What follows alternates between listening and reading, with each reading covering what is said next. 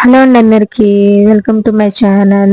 మనకి morning breakfast అనేది సింపుల్గా అయిపోవాలంటే మనకు చాలా మంది పిల్లలకైతే చాలా ఇష్టం కదండి. ఏంటంటారా, అదే సేమియా ఉప్మా అనేది. సేమియా ఉప్మా మనం చాలా సింపుల్గా ప్రిపేర్ చేసుకోవచ్చు కదండి. నేనైతే పొయ్యి మీద అనేది వండుతున్నాను.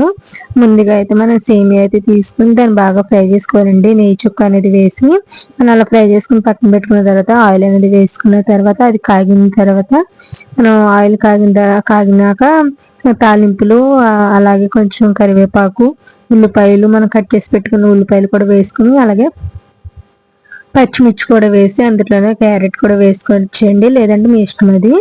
క్యారెట్ కూడా వేసుకుంటే సింపుల్గా మనకి బాగుంటుందండి. చూడడానికి కూడా కలర్ఫుల్గా ఉంటుంది. పిల్లలు అయితే ఇష్టంగా తింటారు.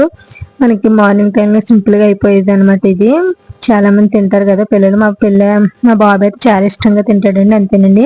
మనకు సేమియా 1 గ్లాస్ అయింది అనుకోండి, వాటర్ కూడా 1 గ్లాస్ వేసుకోవాలి.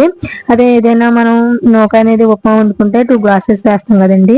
అలా వేయకుండా దీనికి 1 గ్లాస్ వేయాలి. అలా 1 గ్లాస్ వేసిన తర్వాత అలా మరి అందులోనే కొంచెం సాల్ట్ అనేది వేసుకోవాలండి. అలా సాల్ట్ వేసుకుంటే మనకి టేస్ట్ ఎలాగో తెలిసిపోతుంది. అలా మరిగిన తర్వాత మనం ఫ్రై చేసి పక్కన పెట్టుకునే సేమియా అనేది కూడా అందులో వేసుకుంటే మొత్తం అంతా మనం ఏంటంటే మనం వాటర్ అనేది తక్కువ వేస్తాం కదండి. సేమియా అనేది పర్ఫెక్ట్ గా కుక్ అవుతుందండి. చాలా సింపుల్ గా ఉంటుంది. తినడానికి కూడా చాలా నీట్ గా ఉంటుందండి.